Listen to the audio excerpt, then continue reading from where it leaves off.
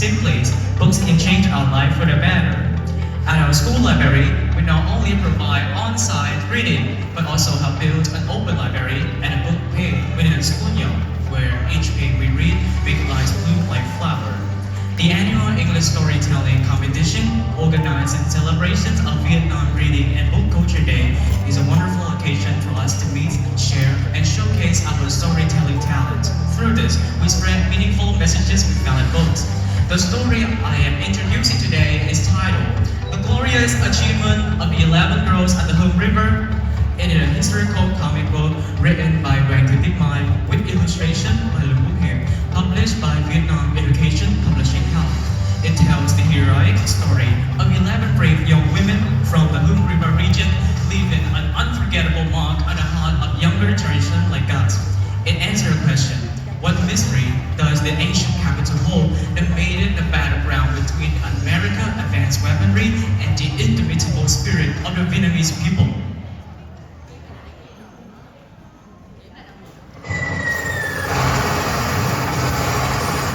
During the most brutal years of the war against the United States, bombing and death spread across South Vietnam. The U.S. military increased its troop deployment, carrying out local war strategy, turning South Vietnam into a new style colonize.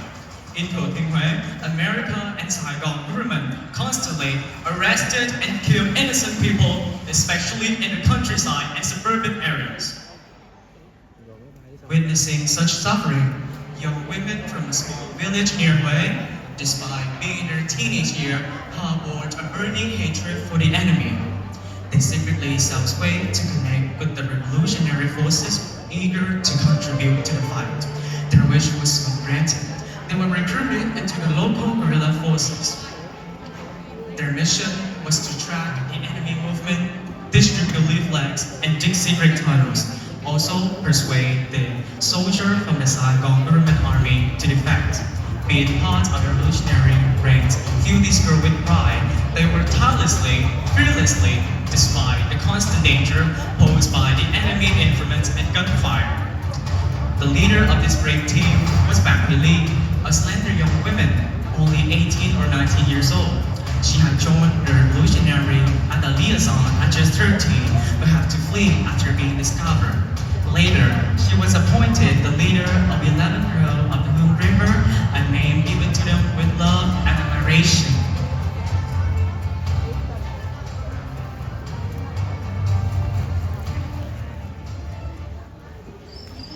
In early 1968, as our forces prepared for a massive attack, Lee's team sheltered in her family's home for nearly a month. They simultaneously acted as courier, guide, and scout.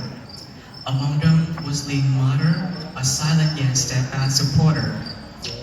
Every night, she watched over their sleep, brushing their hair gently, and wishing all of them could return safely after the battle, so she could bathe them in the fragrant water once more. On the eve of Lunar New Year, under a cold drizzle, the girls received orders to guide the Liberation Army in an attack on the southern part of Huế. On the night of January 30, 1968, they split into three groups, leading three military separate units into the city. As the sound of gunfire and uprising filled the air, Huế citizens quickly seized control of the city. 8:30 a.m., the flag of revolutionary forces proudly flew atop the imperial citadel. People cheered, overwhelmed with joy, as the liberation flag waved across the streets. However, the joy was short-lived. The enemy launched a massive counter-offensive. On February 12, 1968, at 5:30 a.m., 10 tanks accompanied by a battalion of U.S. troops included to the city, while warplanes were above, tearing through the sky. The 11 girls of the Hum River bravely fought on multiple fronts, guiding troops, rescuing the wounded, and directly engaging in combat. Without fortified trenches, they turned every civilian house, every street corner into a battlefield, disappearing and reappearing unpredictably, confusing the enemy with their guerrilla tactics. As the dim class of motor shell echo. Lee reminded her team, "Our mission is to guide the counterattack troop, stay focused and adapt the situation." During the first wave of the enemy retaliation, Huang Tisao and Do Hua were martyred while covering the troops' retreat. 12 days later, Huang Tisung and Hui Tiyi also fell in battle.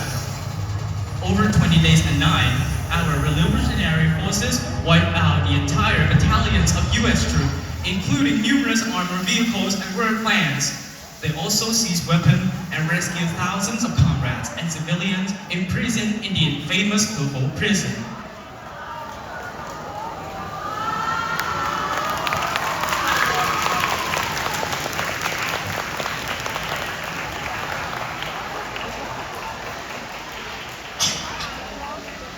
Though many of the group perished, the spirit endured. The last word of Huang still echoed in her comrade's mind. "If I die, tell my mother I went to the north so she won't grieve."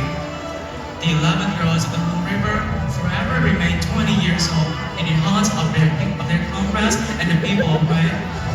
Their sacrifices contributed to the revolutionary forces holding the southern part of Hui for 25 consecutive days and nights. During 1968, the offensive, the Vietnamese nation will never forget these heroic women. In recognition of their remarkable courage, the President of the Republic Socialist of Vietnam posthumously awarded them the title Heroes of the People Armed Forces. The resistance against the U.S. culminated in the historic victory of April 30, 1975, marking a milestone in Vietnam history, unifying the North and South. Though more than 50 years have passed, the Hue people still honor and take pride in their brave women, symbols of courage and resilience from the ancient capital.